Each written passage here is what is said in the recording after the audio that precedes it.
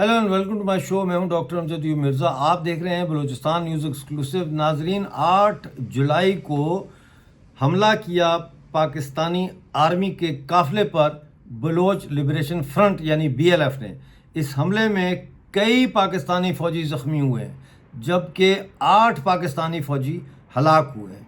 ये तफसील बताई है BLF के तर्जुमान मेजर गुराम ने, और उन्होंने मीडिया को जारी अपने बयान में बताया है कि किस तरह से 2 टीमें थीं BLF की।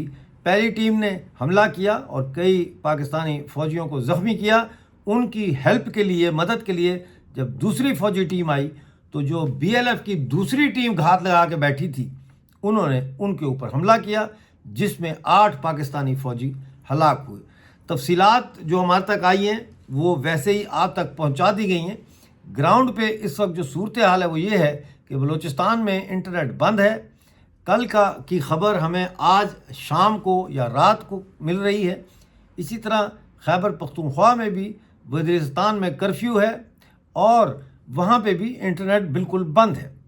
आज भी वज़ीरिस्तान के कई इलाकों में फ़ौजी हेलीकॉप्टर्स जो है वो उड़ते हुए देखे गए हैं, जो पश्तून अवाम को खौफज़दा करने और उन पर बमबारियों की गर्ज से भेजे जाते रहे। आज बलूचिस्तान में जो सूरत हाल है वो इतनी शदीद हो चुकी है कि बलूचिस्तान के हालात के हवाले से सवाल उठाने वाले YouTube चैनल्स को पाकिस्तान में बंद कर दिया गया है। आपने हमारा आज का एक और प्रोग्राम देखा होगा जिसमें हमने तफसील से बताया कि कैसे 27 YouTube चैनल्स को पाकिस्तान में बंद कर दिया गया है और इनको बंद अदालत के हुक्म से किया गया है, लेकिन अदालत में इनको बुलाया नहीं गया पेशी के लिए। पाकिस्तान की रियासत इंतहाई बौखलाहट का शिकार है। एक तरफ पाकिस्तान के सदर और पाकिस्तान पीपल्स पार्टी के रहनुमा जो हैं मिस्टर आसिफ अली जरदारी, उनके ख़िलाफ़ मिलिट्री इस्टेब्लिशमेंट साजिशों में लगी है, उनको ब्लैकमेल कर रही है, पूरी पाकिस्तान पीपल्स पार्टी को ब्लैकमेल कर रही है, आसिफ जरदारी को ब्लैकमेल करने की आड़ में, ताकि आने वाले वक्त में जो 27वीं तरमीम पेश की जाए जो बिल्कुल फ़ौज के हक़ में जाएगी, उसमें पाकिस्तान पीपल्स पार्टी कोई रुकावट ना डाल सके।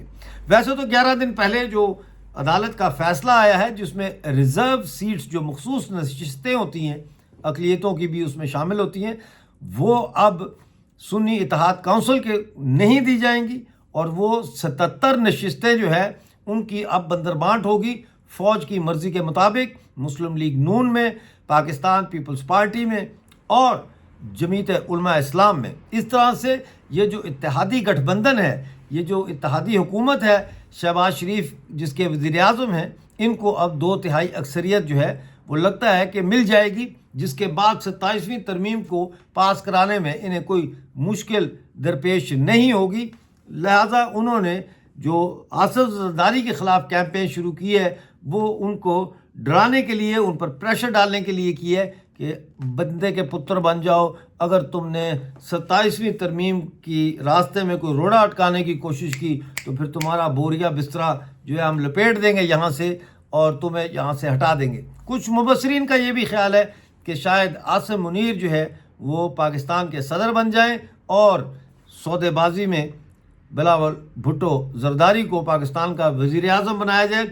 जितने मुंह हैं नाजरीन उतनी ही बातें हैं। आने वाले वक्त में क्या होता है इसका तो कहना बहुत मुश्किल है, लेकिन इस वक्त जो हकीकत है, ज़मीनी हकीकत, वो यही है कि इस वक्त पाकिस्तानी फ़ौज को चारों तरफ से जो है वो बलोच सरंचारों ने घेर लिया है, बलोच फ्रीडम फाइटर्स ने घेर लिया है। और आप अंदाज़ा लगाएं कि ये रियासत इतनी खौफज़दा है कि एक लेडी डॉक्टर, एक सर्जन है डॉक्टर महरांग बलोच, उस डॉक्टर महरांग बलोच को हर 15 दिन के बाद उसके जेल की 15 दिन मज़ीद बढ़ा दिए जाते हैं और अब तो उनको ट्रांसफ़र कर दिया गया है एंटी टेररिज्म कोर्ट में, यानी इंसदाद दहशत गर्दी की अदालत में उनकी पेशी हुई है और 10 दिन का उनका रिमांड के लिए उनको पुलिस को दिया गया है। देखना ये है कि BYC के जो ये पुरअमन लीडर्स हैं, जो पाकिस्तान के आइन के दायरे में रहते हुए इस्लाहात चाहते हैं, जो बलूचिस्तान को पाकिस्तान का हिस्सा रखते हुए उसके अंदर اپنے لیے انصاف کی تلاش کر رہے ہیں، یہ BYC جو ہے یہ کب تک پاکستان کے ساتھ اپنی امیدیں، پاکستان کی عدالتوں کے ساتھ اپنی امیدیں جوڑ کر رکھے گی، یہ ایک بہت بڑا سوال ہے۔ یہیں سے ایک اور سوال جنم لیتا ہے جو پاکستان کا پروپیگنڈا ہے BYC کے خلاف، کہ وہ کہتے ہیں کہ ڈاکٹر مارنگ بلوچ دراصل BLA کے لیے کام کرتی ہیں۔ ڈاکٹر مارنگ بلوچ اصل میں لوگوں کو غصہ دلاتی ہیں، گرماتی ہیں، جوش دلاتی ہیں، اور پھر وہاں سے وہ BLA کے لیے ریکروٹس پیدا ہوتے ہیں۔ یہ بالکل ہی ایک بے سروپا ایک الزام ہے، کیونکہ اس کا کوئی ثبوت، ایک بھی ثبوت ایسا نہیں ہے جو عدالت میں پیش کیا جا سکا ہو۔ کوئی جھوٹی گواہی بھی نہیں ہے کہ کسی نے آ کے کہا ہو ہاں جی مجھے ڈاکٹر مارنگ بلوچ نے BLA میں شامل ہونے کے لیے کہا۔ تو کہنے کا مقصد یہ ہے کہ ابھی بھی بلوچستان کے اندر جو 100% کنسنسس ہونا چاہیے، جو 100% متفقہ فیصلہ ہونا چاہیے بلوچستان کو پاکستان سے آزاد کرنے کا، اس میں کہیں نہ کہیں ہمیں کچھ جھول نظر آ رہا ہے۔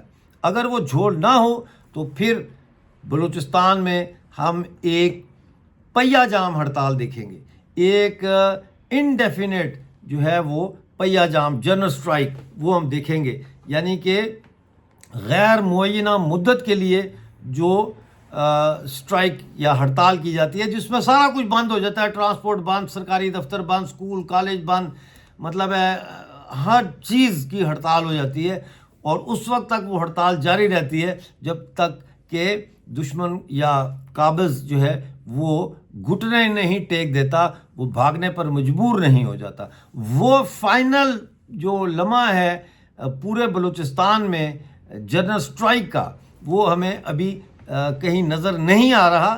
ہاں، ہمیں صرف سرمچار BLF BLA اور ریپبلکن گارڈ اور بلوچ نیشنلسٹ آرمی کے جو سرمچار ہیں، براس ہے، جس کو موٹے موٹے الفاظ میں قومی فوج کہا جاتا ہے بلوچستان کی، یہ ہمیں برسر پیکار نظر ضرور آتے ہیں پاکستانی ریاست کے ساتھ، پاکستانی حکومت کے ساتھ۔ لیکن جو میں کہہ رہا ہوں کہ will of a section of society has to be transformed into the general will of the society، یعنی کہ جو ایک معاشرے کی ایک حصے کی جو خواہش ہے، جب تک وہ عمومی طور پر پورے سماج کی خواہش نہیں بنتی، انقلابات نہیں ہوتے، کامیابی نہیں ہوتی۔ اور وہی چیز مجھے اب نظر آ رہی ہے کہ بلوچستان کی تحریک آزادی میں اس چیز کی مجھے کمی نظر آ رہی ہے۔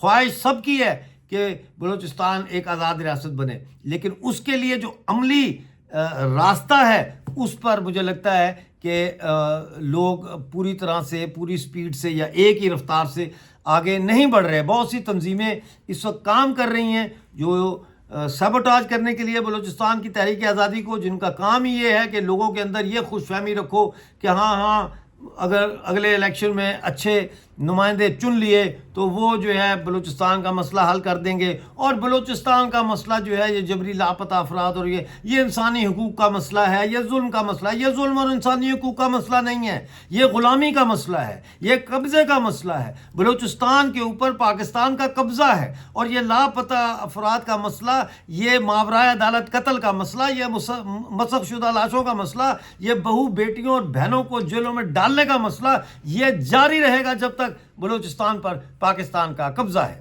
آج کا شو دیکھنے کا بہت شکریہ۔ کمنٹس میں ضرور بتائیں کہ آپ میرے خیالات سے کہاں تک ایگری کرتے ہیں یا ڈس ایگری کرتے ہیں۔ ملتے ہیں اگلے پروگرام میں، اس وقت تک کے لیے مجھے اجازت دیجیے، اپنا بہت سارا خیال رکھیے۔